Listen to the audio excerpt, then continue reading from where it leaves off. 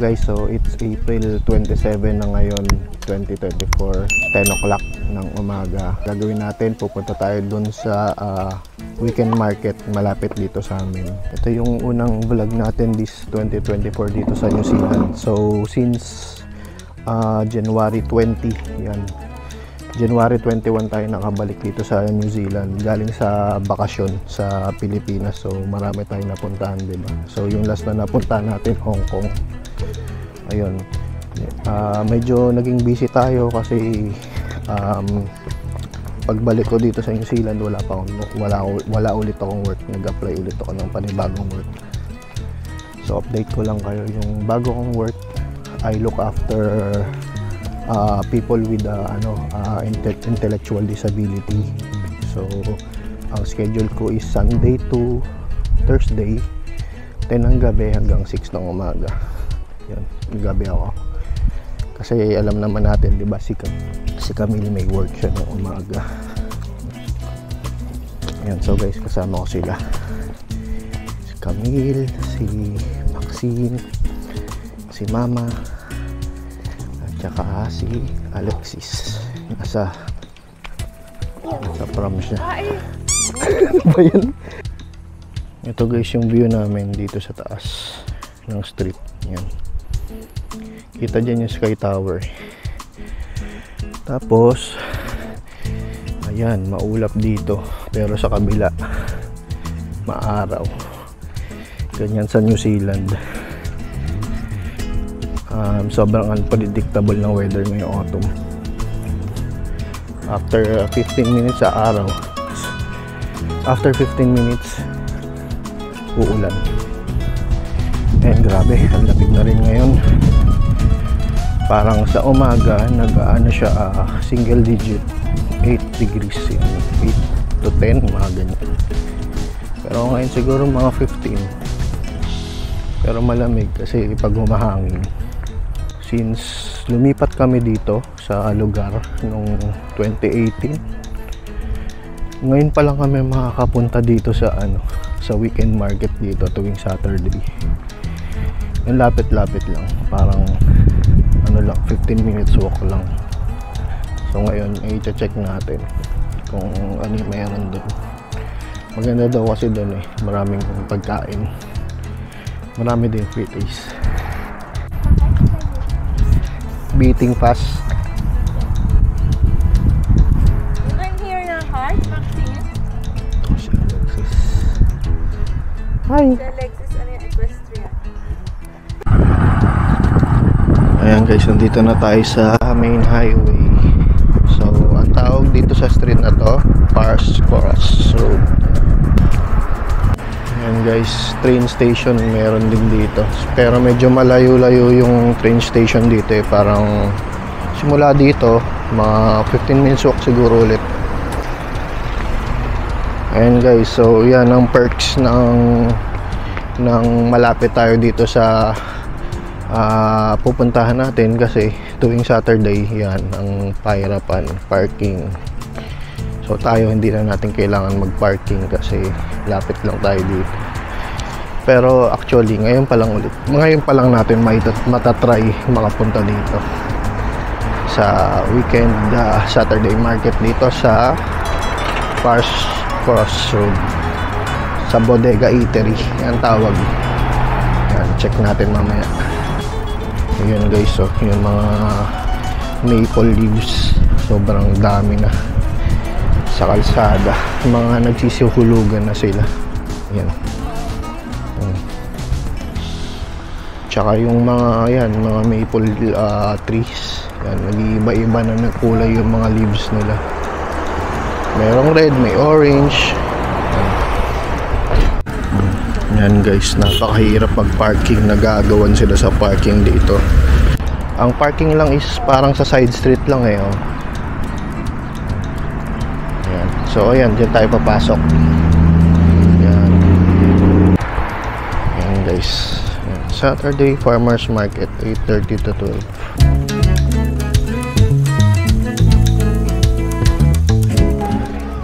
Ganda ng vibes dito.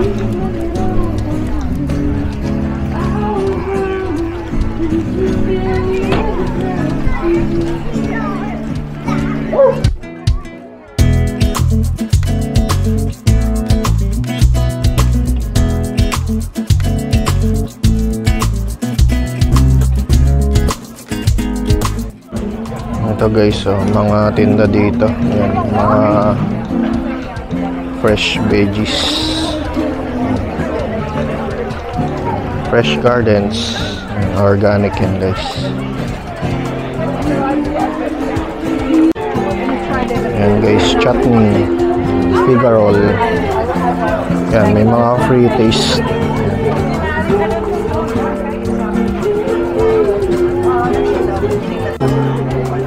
Ayan guys, honey. Ano to ba?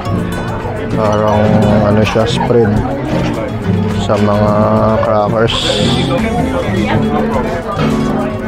Long dog sauce.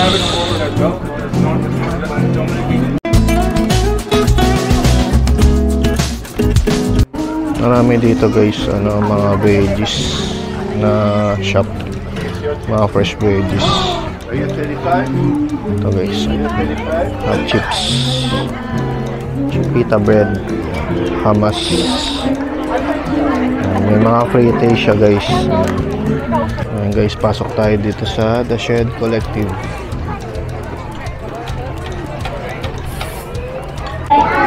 Grabe, ang daming tao. Puno. Sarap dito mag-breakfast guys.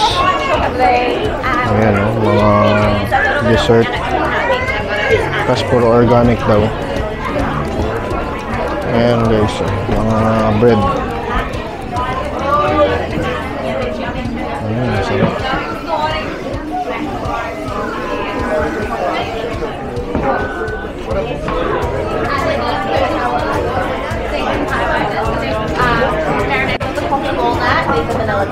So guys, yung sarap croissant.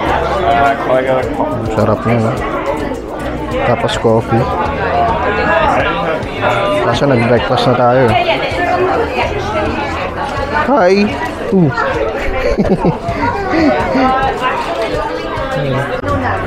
Ito guys, try nga natin to. Soy. That's the Try natin. Smoke ham style. no nuts. Damo.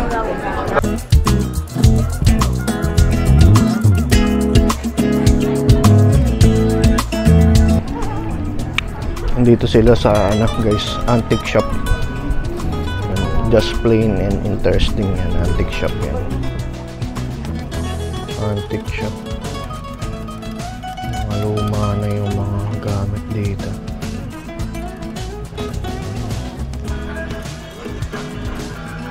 Guys, tignan nyo yung camera. Mga vintage na. Ayan guys, tignan nyo. Milo pin. Lumang-luma na.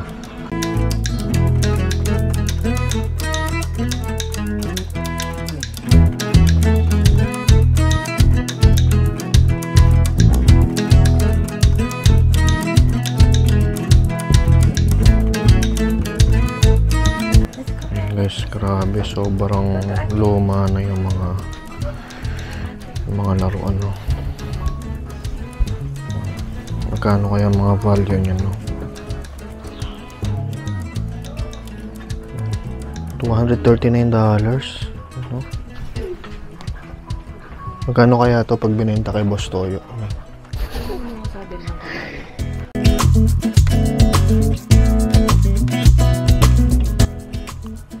Guys, Area 51.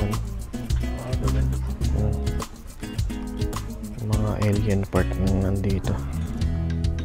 Extraterrestrial. Ito guys, sobrang luma na itong mga to. Tapos gumagalaw siguro yan sa gabi. Ito, 249 New Zealand dollars. Okay na. Ito guys, lumang ayon, 139 New Zealand dollars. 139 New Zealand dollars. Grabe guys, baka ito yung itak na ginamit kay John Rambo. May pa, signature. Plus 145 New Zealand dollars. So parang mga 4,500 pesos yun. Ang Rambo. Ito guys, samurai. 120. Set na yan, tatlo. Parang ang ganda nito ilagay pag may gaming room ka. Oh. $120. Sa mga horror film ko lang nakikita to mga to eh. Magkano kaya yan, no? Mahal siguro. Magkano? Guys, 1595 New Zealand dollars. Ayun guys, wall clock. Magkano yung wall clock mo? Hindi ko makita eh. Guys, 589 wall clock. Grabe, 17,000 pesos. Yan. 689 New Zealand dollars. Grabe. 20,000 plus pesos. Mga antique na kasi. Ganun talaga. Pag antique, mahal. Ito guys. Stunner Victorian dressing table. Oh. Naka-sale. 589 na lang. Dating 789 New Zealand dollars. Ito guys. Pasok tayo dito. Natin kung anong meron. Ito guys, mga totoong skin. O ayan o, skin ng bison. Yung bear.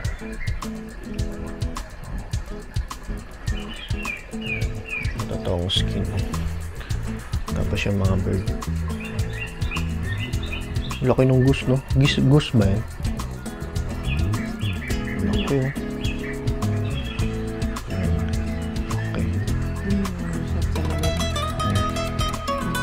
Fox. Ito guys, so 1195. Ito guys, yung American Bison. Yung ulo niyan 6,000, no? 69 New Zealand dollars yan. So parang ano siya, mga 100k pesos. Tapos itong ano niya, fur niya. Magkano yung fur niya? Ayun 6,000 eh. Ito pala guys, itong ulo ng American Bison, 6,000 New Zealand dollars pala. So pag kinonvert sa peso yun, parang 200,000 pesos. Grabe. Tapos yung fur niya nasa 4,000 New Zealand dollars. Magkano yung ulo ng bear? 4,200. Ayan, grabe no, mahal. So pag may nakita kayong ganyan na nakasabit sa bahay, mahal yun. Ayan. Wow! Yeah. Oh, ano yun? Ha? What's that?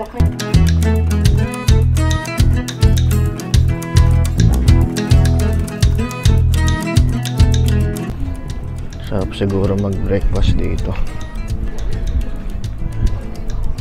Ganda ng ano dito. Ganda ng view. Ganda ng vibes. Parang nasa ano ka, countryside. Wala ako sa city. Ano? Do you have money? Where's your money? Kunin muna natin sa house. Kunin muna natin sa house. Nag-breakfast na tayo, di ba? Ano lang dyan? Coffee and ano lang eh. Sandwich, croissant. Yan guys, palabas na tayo ng ano, market. So yun, pauwi na tayo sa bahay pero baka dumaan tayo sa playground. Magpa-playground muna to sila Maxine bago tayo umuwi. So ayun guys, kung yung mga taga New Zealand or dito sa Auckland, kung ano gusto niyo pumunta dito, ayan, dito lang yan sa may Henderson, sa Pars Cross Road yan. Search niyo lang Bodega Eatery. Ganda dito guys, lalo na dun sa antique shop. Ganda. Ito guys, vineyard yan. May vineyard din dito.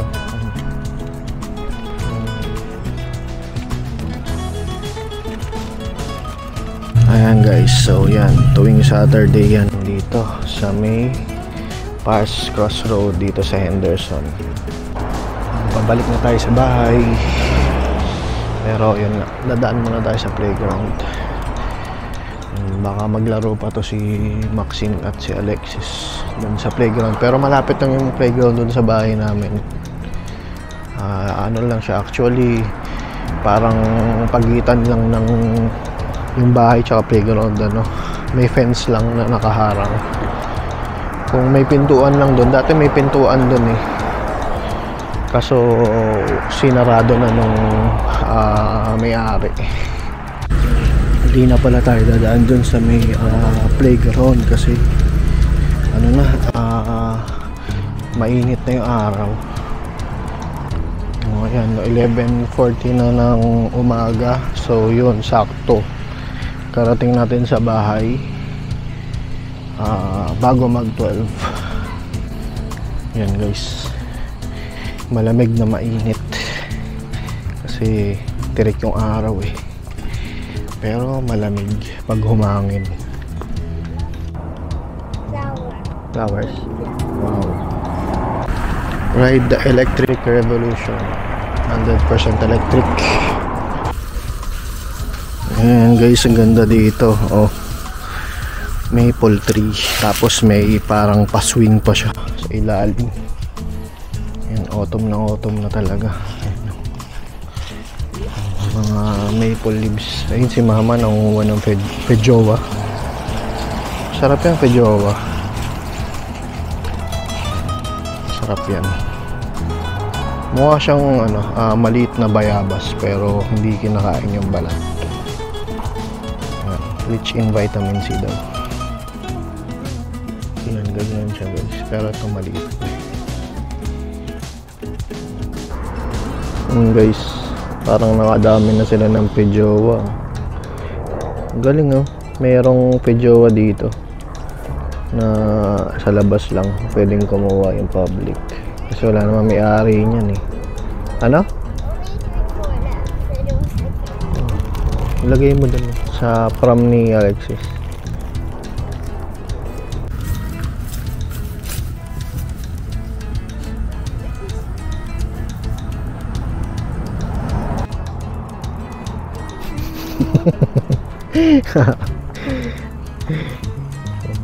Pa naman dyan eh.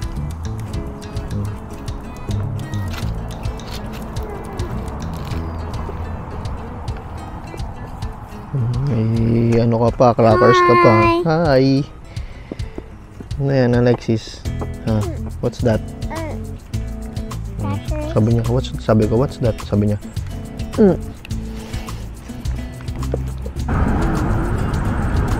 Guys, tignan niyo yung clouds dito, yung sky pala dito. Then pag umikot tayo, tanan, New Zealand weather. Ito, pauwi na tayo, malapit na tayo sa bahay. Ito dead end to eh, pero may iskinita dito papunta dun sa street namin. Doon tayo dadaan. Ayun, doon yung iskinita. Ayun, doon. Dito tayo sa iskinita.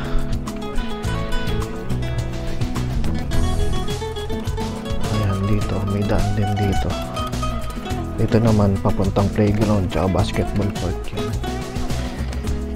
Tapos yan, papunta ng bahay. Nakalabas na tayo.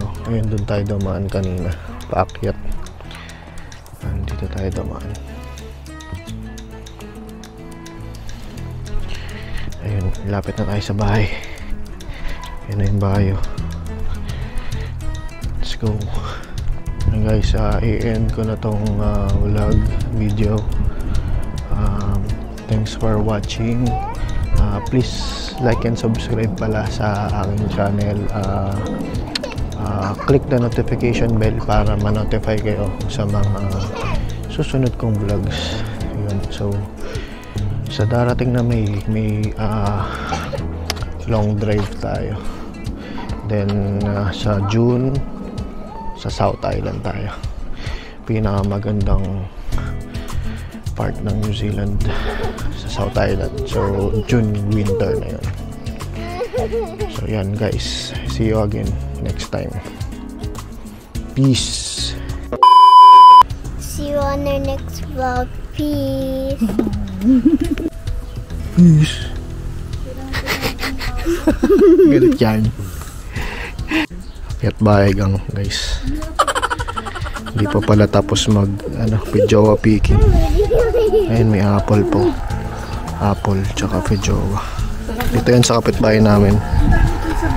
Pero pinayagan naman ako kumuha. Sabi nung may-ari ng bahay.